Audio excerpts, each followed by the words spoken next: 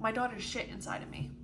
So that was also coming out with the amniotic fluid. As you know, if you've seen my last videos, I had my second daughter. I am currently almost 8 months postpartum, so it's been a long time since I have had a chance to film, update you guys, and there's a lot to update you guys on. So today we are going to go into my birth story. I did post a birth vlog. If you didn't already watch that, you can go ahead and watch that, but I'm about to give you guys the full rundown on what happened. Let's start off. My due date was December 12th of 2025. This whole time I'm thinking I'm about to have this baby early. Like, when I'm talking early, I'm talking about Thanksgiving. Was that a little bit delusional of me? Maybe, maybe not. I also was like not trying to work all the way up until I gave birth. Obviously I didn't give birth on Thanksgiving, okay? So let's fast forward until like December 2nd or 3rd. I decided it was gonna be my last day at work, literally on a whim. I was just like, hey, yeah, I think I'm just gonna use PTO until I have this baby, and then yeah.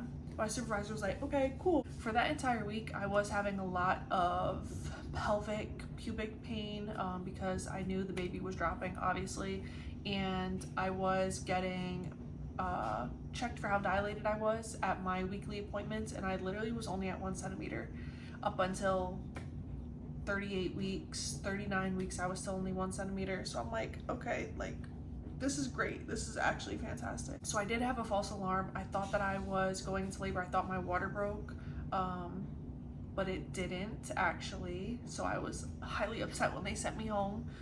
With my water broke and I didn't know. I was just like leaking, and that happened this time. I guess it wasn't amniotic fluid. And let me preface this video by saying there will be too much information given in this. So if you don't want to hear it, you might as well just click on another video now. But if you like too much information, stay right here, okay? All right, so now we're on December 7th during the day. I was having so much pain, and when I tell you I was doing everything to go into labor, I was eating dates. I am going on walks every day. I am doing high knees on my walks. I am curb walking. I was doing it all. I ended up deciding to do the mile circuit on December 7th during the day, and I literally told my husband, I was like, if I have to deal with this pain for another day, like I literally don't think I can take it. So I do the mile circuit, which is you lay with one leg up. I'm not gonna lie, I don't even remember the whole thing of the mile circuit. I think it was like movement, laying, child's pose. At this time, my husband was working overnights. So did the mile circuit December 7th, go to sleep. I ended up sleeping in like, if you know the laying position for the mile circuit where you got your leg up, that's how I was sleeping that night. I had 2 towels. I was probably foreshadowing and I didn't even know it. 2 towels underneath my knee, okay? 4 o'clock in the morning. I'm flipping over to my other side. Soon as I turn my leg, water breaks. And again, with my first pregnancy, my water did not break like a rush. So this was my first time experiencing this. So I grabbed towels that just so happened to be under my leg and, you know, keep myself from messing up my bed. So water breaks. I call my husband immediately. Again, it's 4 o'clock in the morning. He's just getting off of work. He's like, okay, I'm leaving work now. Now one of my good friends, Sabrina, was going to be watching my older daughter, Thea, while we were at the hospital, because obviously we couldn't have her. So I'm like, Lord, please, I hope this girl wakes up, because it's 4 o'clock in the morning. Call her, she wakes up, she's like, okay, cool, like, do you need me to rush? Like, what do you need? Because she lives like 15 minutes away. I'm like, no, you don't need to rush, because Sean is not even home from work yet, you know, he's on his way, whatever, just get here whenever you get here. She's like, okay, cool, I'm about to shower and get ready. Cool. I'm trying to get Thea situated for the day as far as meals, whatever else she needs. My man gets home probably around 4:30-ish, give or take. Sabrina gets here around the same time. Now, I knew they were not going to let me eat once I got to the hospital. So we stopped to get food, okay? We stopped at Parker's Kitchen, got a breakfast sandwich, and then we went to the hospital. We get there, it's probably like 6:15. Yes, my water did break. They checked me. My daughter's shit inside of me. So that was also coming out with the amniotic fluid. And I couldn't see it, obviously. Like, I have my stomach in front of me, I'm laying down, and so I asked my husband, I'm like, what color is it? Like, what? And he's like, it's green. And I'm like, okay, like, what kind of green are we talking? Like, he's like, I've never seen this shade of green before. I'm like, oh, okay. And as I'm laughing, it's just all flowing out. Again, I'm sorry, it's TMI. That's going on. Again, I'm only 1 centimeter dilated. So with my first, I kind of had the same issue. They gave me Pitocin. This time around, they gave me, I cannot for the life of me remember the medication. I know it started with an S, and it was something to soften my cervix. And they said a lot of the times, because you've already had a baby, you take this medication and your body will just pretty much send you into labor. Like, your cervix will open up on its own. You won't need to take Pitocin. So we tried that. I get to my room, I'm 4 centimeters dilated. I get my epidural, and now the OB came to see me, one that I saw for my 38-week appointment. He was not my regular OB.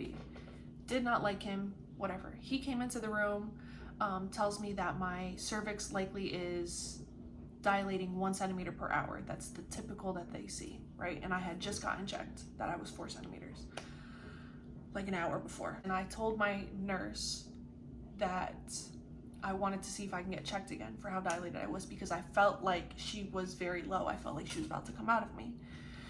The OB happens to come in. She says, oh, she wants to get checked. He's like, well, wasn't she just 4 centimeters dilated? Like, didn't she just get checked like an hour or so ago? She's like, yes, she did. And she kind of looks at me, and I kind of look at her. He's like, typically the cervix dilates 1 centimeter per hour, so we're not going to check her right now. We're not going to check her for no reason. So I'm just like, okay. He leaves out. She looks at me. She goes, do you still want to get checked? I said, yes, please. She checks me herself. She goes, oh, you're 9 centimeters dilated. So I jumped from 4 to 9 within an hour, maybe an hour and a half. I'm like, oh, okay. So she gives me the little peanut ball to try to get me to 10 centimeters. Like, we're trying all these different positions. It's like an hour or so later, I'm still at like 9. And my husband goes, well, what if she just started pushing? She's like, I mean, she could if she wanted to. You know, the baby is very low, but you are only 9 centimeters. But if you want to start pushing, we can do that. So I'm like, yes, let's try. Again, tells the OB, we're going to start pushing. I pushed for between 15 and 20 minutes. That girl was out. OB never came back. He came back after I had her already. So I literally gave birth with like 3 nurses or something. Like, the OB was not there. My nurse, who was amazing, obsessed, 10 out of 10. I love her. She did her thing while I was in labor. Like, literally, I have 0 complaints about her. I loved that woman. Like, she held it down. She held it down. And I didn't tear. How? I mean, I guess obviously, like, I had a baby before, but I'm not gonna lie, this time I didn't do any of those perineal massages, so I was highly nervous that I was gonna tear. Didn't tear. Had my baby. She was 9 pounds 9 ounces. Honestly, I don't know what it was 2 something, maybe like 2:12 or so in the afternoon. So from the time my water broke until I had her, it was about 10 hours. I pushed for 15 minutes. Like, I don't know, this was a lot better than my first one. The doctor came in after I had her, and he was like, oh, I guess I was wrong. I guess you dilated faster, haha. And I'm just like, get out, please. Like, get out of the room. Honestly, he just was not it for me. Mind you, my regular OB is a man, so it's not because he was a man. I love my OB down, but this guy, 0 out of 10, would not recommend. Literally would not recommend to anybody. The nurses at the hospital, amazing, amazing, amazing, amazing. I cannot say enough about them. Because she was large, I guess, for the time that I had her. I had her 4 days earlier than my due date, so she had to keep getting like pricks to see if her blood sugar was spiking or something, or too high, which it was perfectly fine. There was no issues with it, but they literally were in like an hour, and then they pricked my baby's foot too many times for my liking. It is what it is. Like I said, everything, like, she was fine. Got switched to the postpartum unit a few hours later, and we were actually discharged the next day because everything went well. I was able to use the bathroom on my own. Again, I said there was no tearing, no hemorrhaging, no issues or anything like that. So because me and baby were good, we were able to leave the next day, which was nice because obviously I want to be home with my toddler. She is 2 now. She was 19 months when I first had the baby, and she was so amazing. Like, just wanted to be so helpful. Diapers, wipes, she would go get them. She just wanted to kiss and hug and just love on her sister. Now I will get into having 2 under 2 in another video, because that's a lot to talk about. But that is my birth story.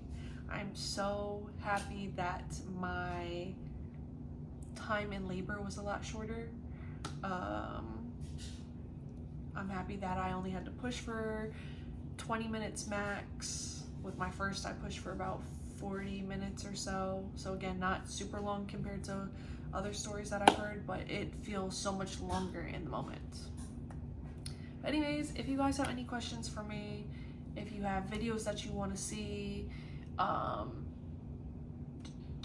tips for having 2 young babies, let me know. I definitely need to get back on my posting more. So again, any questions, anything you want to see, let me know. Make sure you like, comment, subscribe, and see you guys on the next video.